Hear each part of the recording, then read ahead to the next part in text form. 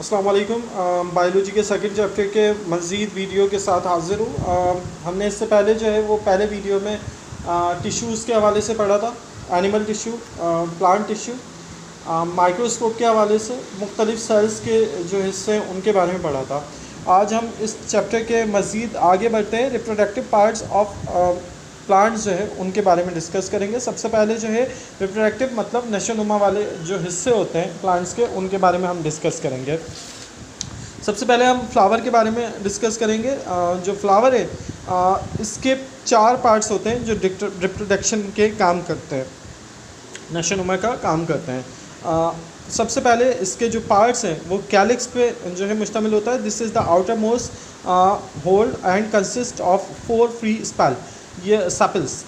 ये जो सबसे बैरूनी दायरा होता है किसी भी फूल का, जिसमें 4 जो है सेपल्स मतलब पत्तियां जो है मौजूद होती हैं। These sepals are light greenish in young flowers but as the flower mature, ये जब पौधा यंग होता है मतलब जब ताज़ा जो फूल है वो खिला होता है तो ये ग्रीनिश कलर की होती हैं, लेकिन जब फूल मुकम्मल तौर पे खिल जाता है तो their colour also become yellowish, तो इसका जो कैलिक्स का कलर है वो येलोइश कलर का हो जाता है, मतलब जर्द रंग में तब्दील हो जाते हैं ये petals.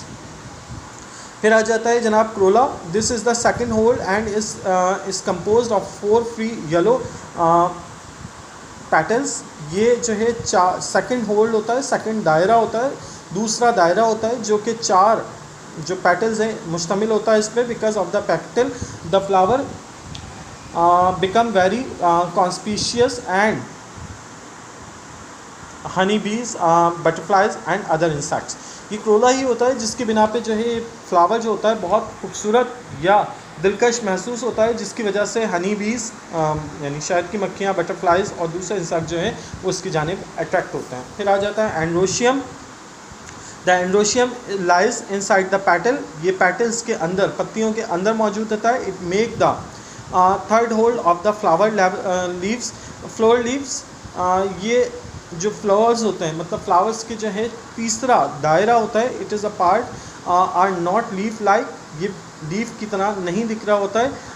The androecium consist of a 6 free stamen, ये 4 स्टैमिन्स पे मुश्तमिल होता है। Which are the male reproductive organ, जो कि मेल रिप्रोडक्टिव मतलब जो मेल नशोनुमा के अनासर होते हैं उन्हें रखा हुआ होता है। In Brassica flower the stamens are arrange in 2 circle, जो सरसों का पौधा होता है उसमें ये जो स्टेमिन्स होते हैं ये 2 सर्किल पे मुश्तमिल होते हैं। अच्छा जनाब, इसमें जो सर्किल में चीज़ें मौजूद होती हैं उनमें से एक स्टिग्मा होता है, ठीक है, स्टेमिन्स होता है, एंथर होता है, स्टॉक होता है। ये पॉलिनेशन ऑफ फ्लावर मतलब फ्लावर को बढ़ने में जो बारावरी होती है फ्लावर के ज़रिए जो है वो पौधों की मज़ीद बढ़ने के अमल को जो है वो तेज़ करता है androecium. Gynoecium, this is the 4th whorl occupying the central position in flower, ये बिल्कुल मरकज़ी फ्लावर के हिस्से में मौजूद होता है, ये सबसे चौथा हिस्सा होता है किसी भी फ्लावर का। This part of gynoecium are called carpels, जो गाइनेशियम के पार्ट्स होते हैं उन्हें कार्पेल्स कहा जाता है। Who are the female reproductive organ, ये फीमेल रिप्रोडक्टिव ऑर्गन होते हैं। जैसे एंड्रोशियम में स्टेमिन जो है वो मेल रिप्रोडक्टिव ऑर्गन था, इसी तरह गाइनेशियम में जो है वो ये जो कार्पेल्स होते हैं ये फीमेल रिप्रोडक्टिव ऑर्गन होते हैं। Each carpel is divisible into 3 main part, carpels जो होते हैं वो 3 मज़ीद पार्ट्स में जो है वो डिवाइड होते हैं, जो कि ओवरी, स्टाइल और ओव्यूल होते हैं। इन्हीं के ज़रिए जो है मज़ीद पौधे लगने का अमल जो है वो होता है या रिप्रोडक्शन बढ़ाई जाती है। सेकंड पार्ट है बुक का, ये हमारा जो एनिमल वाला हिस्सा है चैप्टर का वो स्टार्ट हो जाएगा। इसमें हम फ्रॉग की मुख्तलिफ ऑर्गन्स के बारे में जो है वो डिस्कस करेंगे। फ्रॉग बेसिकली जो है वो इंसान और फ्रॉग के जो सिस्टम्स हैं वो काफ़ी ज़्यादा मुमासलत रखते हैं। इस हवाले से इस चैप्टर में जो है वो फ्रॉग को जब भी शामिल किया गया है कि इसके ज़रिए हम बहुत सारी चीज़ों को इंटरनल ऑर्गन्स के, फ्रॉग के इंटरनल ऑर्गन्स को जान सकेंगे, जिसके ज़रिए हमें इंसानी जो ऑर्गन्स हैं उनके बारे में भी काफ़ी अच्छी खासी मालूमात हो सकेंगी। सबसे पहले इंटरनल ऑर्गेन्स में जब फ्रॉग की बात करेंगे तो डाइजेस्टिव सिस्टम, निज़ाम की बात की जाती है। ये जो निज़ाम का अमल होता है ये फ्रॉग के buccal cavity, pharynx, oesophagus, stomach and intestine, मतलब जो मुख्तलिफ हमारे आज़ा होते हैं उनके ज़रिए मुकम्मल हो रहा होता है। बक्कल कैविटी मतलब फ्रॉग के जो गुदूद होते हैं गले के, उनके ज़रिए, फेरिंक्स, इंटेस्टाइन आंतों के ज़रिए, या फिर स्टमक पेट के अंदर मौजूद अनासर के ज़रिए जो है वो कंप्लीट हो रहा होता है। Buccal cavity, food enter into the buccal cavity through mouth के ज़रिए, मुंह के ज़रिए बक्कल कैविटी जो नाली होती है, ग़िज़ा की नाली जो गले में मौजूद होती है, उसमें जो है ये खाना पहुंचता है। The upper jaw has a row of weak but pointed teeth. Frog में जो है ऊपर के जो जबड़े होते हैं वो पॉइंटेड होते हैं, मतलब धारीदार होते हैं, और इसमें जो वीक होते हैं काफ़ी ज़्यादा इतने मजबूत नहीं होते हैं। They are not mean for chewing food, ये फूड को जो है चिंग नहीं कर सकते, चबा नहीं सकते हैं। Prevent it from slipping out of the mouth, ये सिर्फ मुंह में आगे खाने को बढ़ाने का काम करते हैं। The tongue of frog is unique in being attached in front of to the floor of the buccal cavity, ये बक्कल कैविटी के दरमियान जो है वो फ्रॉग की जो ज़बान होती है वो मौजूद होती है। This allows the animal to throw it out under, इसके अंदर जो है वो एक ऐसा मादा मौजूद होता है ज़बान के अंदर, जैसे हमारी ज़बान में जो है लुआब मौजूद होता है, इसी तरह चिपचिपा मादा होता है जिसके ज़रिए किसी भी इंसेक्ट को जो है वो फ्रॉग जो है अपनी ज़बान के ज़रिए स्टिक कर सकता है, चिपका सकता है। फिर आ जाता है pharynx, the buccal cavity open into a short but narrow pharynx, buccal cavity जो है वो एक बारीक पतली फेरिंक्स में जो है वो ख़त्म होती है, which leads into a wide tube, जो कि एक चौड़ी ट्यूब की शक्ल में होती है। द एसोफेगस, इसे एसोफेगस कहा जाता है। Immediately behind the tongue on the floor of the pharynx it is a slit like opening. The glottis, जो ज़बान होती है वो ग्लोटिस नाम के एक ओपनिंग हिस्से में जो है वो जाके ख़त्म होती है, which open into the lungs, जो कि फेफड़ों पे जाके जो है वो ख़त्म होता है। When the food passes into the oesophagus, जब फूड जो है वो एसोफेगस से गुजरता है, the glottis is closed end during respiration it is open, जो ग्लोटिस होता है वो एक ढक्कन की तरह होता है, एक लिड की तरह होता है। तो खाना जब गुजर रहा होता है तो ये ढक्कन जो है वो सामने आ जाता है, जिसकी वजह से खाना जो है वो ग़िज़ा की नाली में ही जाता है, सांस की नाली में नहीं जाता। जैसे ही हम सांस लेते हैं तो या फ्रॉग का जो सांस लेने का अमल होता है उसमें ये ग्लोटिस जो है उस पर से ढक्कन हट जाता है, सांस लेने का अमल उसके लिए आसान हो जाता है। Oesophagus and stomach, pharynx open into a wide tube called oesophagus, pharynx जो है वो एक चौड़ी ट्यूब में जो है वो ख़त्म होता है जिसको एसोफेगस और ग्लिट कहा जाता है। It transport food into the stomach, ये फूड को जो है वो स्टमक पेट में जो है वो आगे बढ़ाता है। Stomach is a thick wall muscles and glandular sac, stomach जो होता है वो थिक मतलब मोटी दीवारों पे मुश्तमिल मस्कुलर जो है वो हमारा हिस्सा होता है, फ्रॉग का हिस्सा होता है, जिसके ज़रिए खाना जो है वो आगे बढ़ता है। Interior end of stomach is called cardiac and, अंदर का जो एंड होता है स्टमक का, पेट का, उससे कार्डिक एंड कहा जाता है, और बैरूनी जो होता है उससे पाइलोरिक एंड कहा जाता है। इंटेस्टाइन, आंतें, the intestine is a long narrow coil tube, ये एक क्वाइल की शक्ल में मतलब घूमी धायरेदार शक्ल में जो है वो नैरो बारीक जो है वो ट्यूब्स होती हैं। It divisible into small and a large intestine, ये छोटी और बड़ी आंत पर मुश्तमिल होता है। The partially digested food from the stomach enter the small intestine, जो गैर मुकम्मल तौर पे जो डाइजेस्टेड फूड होता है वो पहले स्मॉल इंटेस्टाइन छोटी आंत में जो है वो जाके गिरता है थ्रू पाइलोरिक एंड के ज़रिए, where it is digestion is completed, जहाँ इसका मुकम्मल तौर पे डाइजेशन जो है कंप्लीट होता है। The large intestine also called rectum, large intestine को रेक्टम भी कहा जाता है। This is a common apparatus for the urine, reproductive and undigested food discharge, इसके अंदर एक क्लोइका नाम की चीज़ मौजूद होती है लार्ज इंटेस्टाइन में। क्लोइका जो है वो हमारे खाने के जो जहरीले मवाद होते हैं उन्हें अनडाइजेस्टेड फूड को या फिर यूरिन को पास आउट करता है। ये हमारी बड़ी आँख में मौजूद होता है क्लोएका, जिसके ज़रिए हमारा खाना जो हज़म शुदा होता है वो भी, जो जहरीला मवाद होता है वो भी, और साथ साथ जो यूरिन की शक्ल में हमारे जिस्म में जहरीले मवाद मौजूद होते हैं उन्हें बाहर निकालता है।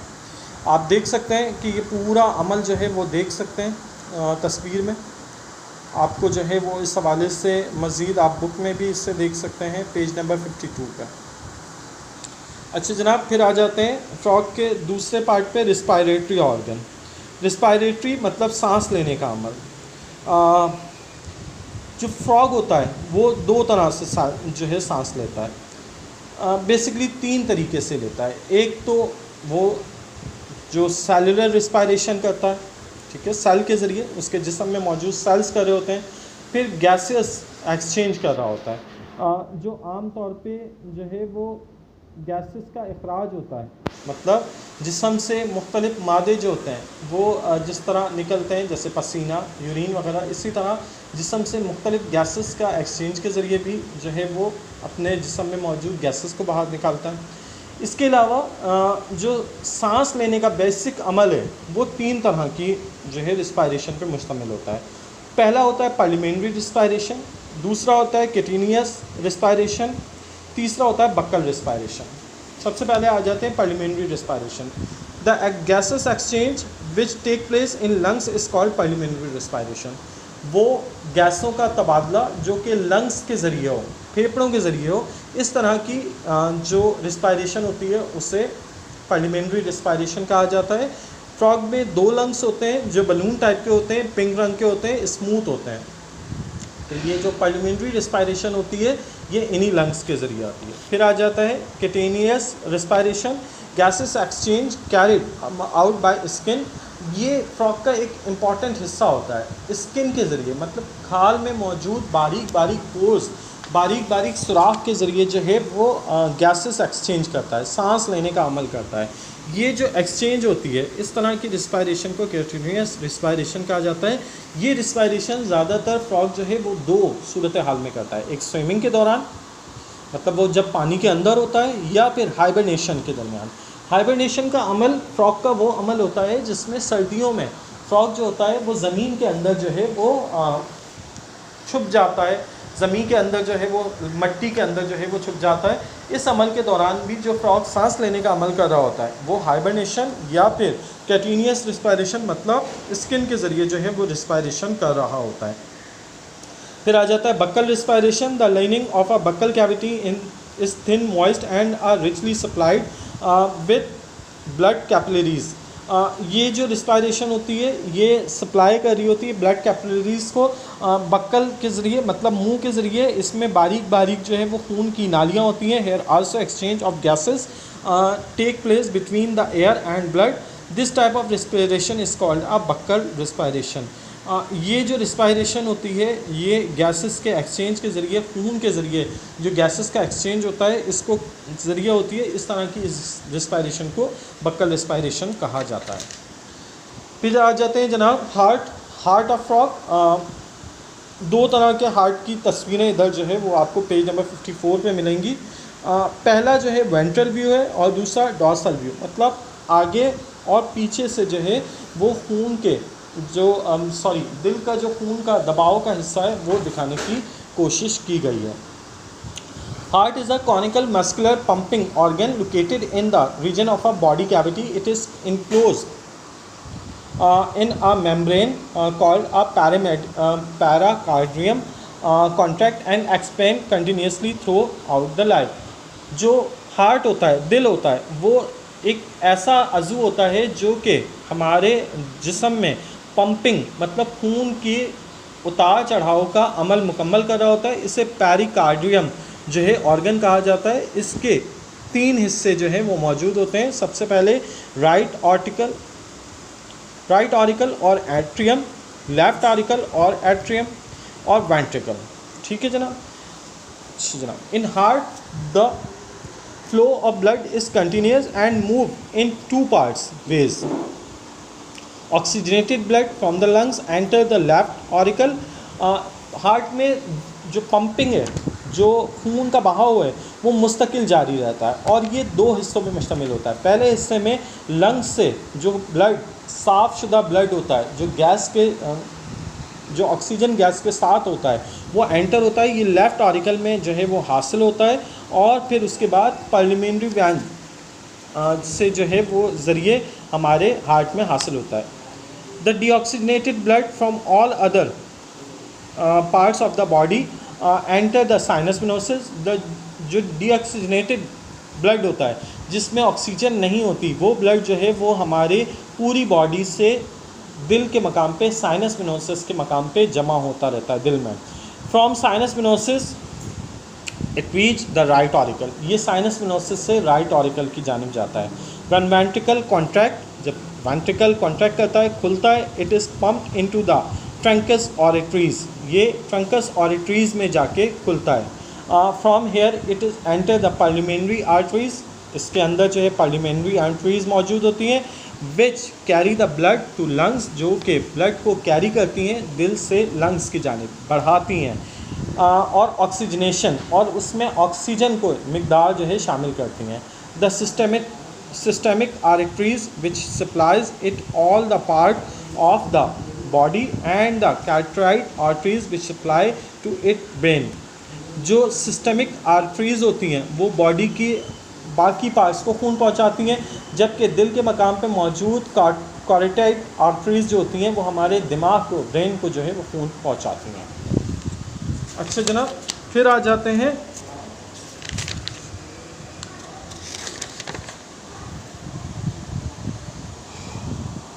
रिप्रोडक्टिव सिस्टम पे। सबसे पहले तो आप तस्वीर देख लें, ये excretory reproductive system of a female frog है, मतलब मादा जो फ्रॉग होता है उसकी तस्वीर है, और ये उसके excretory reproductive of male frog, नशोनुमा करने वाले जो हमारे ऑर्गन्स होते हैं उनकी तस्वीर है मेल फ्रॉग की। अच्छा जनाब, ये जो सिस्टम है, reproduction is the process of a production of a new babies, ये हमारी न्यू नस्ल को बढ़ाने के अमल को रिप्रोडक्शन कहा जाता है। अमले अफजाइश के अमल को जो है वो रिप्रोडक्शन कहा जाता है, क्योंकि जो मेंढक होते हैं, जो मेंढकों का एक तसलसल होता है, उनके अंदर जो रिप्रोडक्शन का सिस्टम होता है उससे डिस्कस किया जा रहा है। तो इसमें भी यही बताया जा रहा है, organ involve in this process are included in the reproductive system, sexes are separate in the frog. Frog में दो अलग अलग सेपरेट निज़ाम होते हैं, मेल और फीमेल का। मेल अलग टाइप के ऑर्गन्स रखते हैं जो कि ये है, फीमेल अलग टाइप के ऑर्गन्स रखती हैं जो कि ये है। The male gonad is known as the testis, male का जो रिप्रोडक्टिव ऑर्गन होता है उसे टेस्टिस कहा जाता है, जो फीमेल का होता है उसे ओवरी कहा जाता है, जो किडनी के करीब मौजूद होता है। The sex cell of a male is sperm, sex cell जो होते हैं जिसके ज़रिए हमारे जो फ्रॉग्स होते हैं उनके जो रिप्रोडक्शन होती है उनको मेल के अंदर स्पर्म्स कहा जाता है, और जो फीमेल होती हैं, जो फीमेल फ्रॉग्स होते हैं उनमें ओवम कहा जाता है या फिर प्लूरल ओवरा कहा जाता है, जिन्हें आम ज़बान में हम एग्स कह सकते हैं। इन दोनों के मिलने पे जो है वो एक नई जनरेशन जो है जनरेट होती है। The male produce sperm during the breeding season, breeding season के दौरान जो है वो मेल स्पर्म को जो है वो पहुंचाता है। Sperms also release from the testis into water near the egg, sperm जो होते हैं वो एग्स पे छिड़के जाते हैं जो वाटर की शक्ल में होते हैं। Each sperms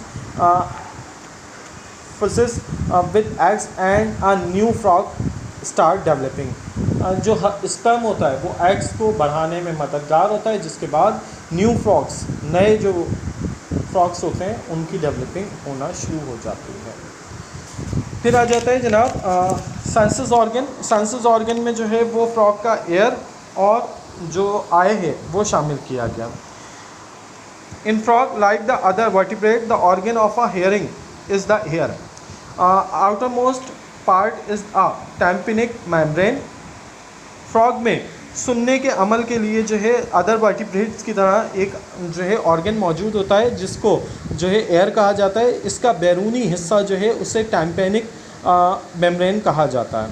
an external call आ पिना, अंदर के जो अज़ा होते हैं फ्रॉग के एयर के, वो मौजूद नहीं होते। इसको जो है वैसे आम तौर पे पिना कहा जाता है।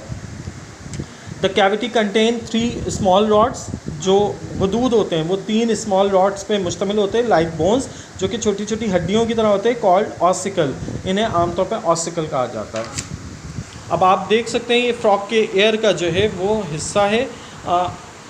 इसमें जो है वो आप मुख्तलिफ़ अशिया को देख सकते हैं। स्किन है, ऑसिकल है जो 3 हड्डियों पे मुश्तमिल है, टैम्पेनिक मेम्ब्रेन है, बैरूनी सतह जो दिख रही है, और ब्रेन है। ठीक है जनाब। फिर आ जाते हैं आय जो है वो काफ़ी ज़्यादा पेचीदा अमल होता है जिसके ज़रिए चीज़ों को देखा जाता है। The frog has 2 eyes, frog में 2 आँखें होती हैं, 1 ऑन ईच साइड, हर एक साइड पे एक एक आँख, ऑफ द हेड, जो कि हेड के इर्द गिर्द मौजूद होते हैं। अच्छा जनाब, बिहाइंड द अगर हम बढ़ें तो जो आँख होती है फ्रॉग की वो कॉराइड पे मुश्तमिल होती है, जो richly supplied with blood capillaries, जिसमें बारीक बारीक नसें मौजूद होती हैं जो कि सप्लाई करती हैं ब्लड की, जिसके ज़रिए जो है वो फ्रॉग देखने का अमल करता है। ये जो न्यूट्रिशंस होती हैं ये रेटिना के मकाम पे जाके ख़त्म होती हैं। The sclera is the hard outermost layer of the eye. Sclera जो होता है वो सबसे मोटा हिस्सा होता है आई का। It provide shape to the eyeball. ये आई बॉल को, मतलब जो ब्लैक हिस्सा होता है उसकी शेप बनाने में मददगार होता है। Behind the interior transport part of the I is called cornea. अंदरूनी जो ट्रांसपेरेंट पार्ट होता है इसको जो है वो कॉर्निया कहा जाता है। कॉर्निया इज़ एरिज, कॉर्निया के अंदर एरिज मौजूद होता है। The एरिज has a window called the pupil. एरिज के अंदर एक छोटी सी विंडो होती है जिसे पपिल कहा जाता है। Behind the pupil is the lens of the eye. इस पपिल के अंदर जो है वो लेंस होता है, देखने का अमल करने वाला जो सिस्टम होता है उससे लेंस कहा जाता है। ये लेंस मौजूद होता है। अच्छा जनाब, a watery fluid is present in between the cornea and lens. एक महलूल जो है, वाटरी महलूल जो है वो कॉर्निया और लेंस के दरमियान मौजूद होता है, जिसके ज़रिए जो हमारे आँख में या किसी भी जानवर की आँख में जाने वाला कचरा होता है उसको साफ़ करने में, उसे रोकने में मददगार होता है। Similarly a jelly like fluid is present between the lens and the retina. इसी तरह रेटिना और जो हमारा लेंस होता है इसके दरमियान भी एक जेली लाइक फ्लूइड मौजूद होता है जो कि स्ट्राइक करता है, रोकता है गंदगी को, मुख्तलिफ जरासीम को या मुख्तलिफ गर्दो गुबार को। Optic nerve take the sensory message from the eye to the brain. एक नर्व होती है, एक नर्वस सिस्टम की एक हिस्स मौजूद होती है जो ब्रेन की जानिब से आई पे, आँख की जानिब जो है वो बढ़ी हुई होती है, जो हमें आने वाले ख़तरात से रोकने के लिए या बचाने के लिए, आँख को बचाने के लिए, आने वाले ख़तरात से बचाने के लिए जो है वो पहले से ही जो है हमें ख़बरदार करती है। इस तरह की जो हमारी सेंसरी मैसेज पहुंचाने वाली जो नर्व होती है उसे ऑप्टिक नर्व कहा जाता है। ये फ्रॉग में मौजूद होती है। चैप्टर हुआ क्लोज़। इस हवाले से अगर आप लोगों को कोई भी डिस्कशन करनी है, कोई भी किसी किस्म का सवालात हैं तो प्लीज़ कमेंट सेक्शन में जो है वो पूछ सकते हैं। फ़ी अमान अल्लाह, अल्लाह हाफ़िज़।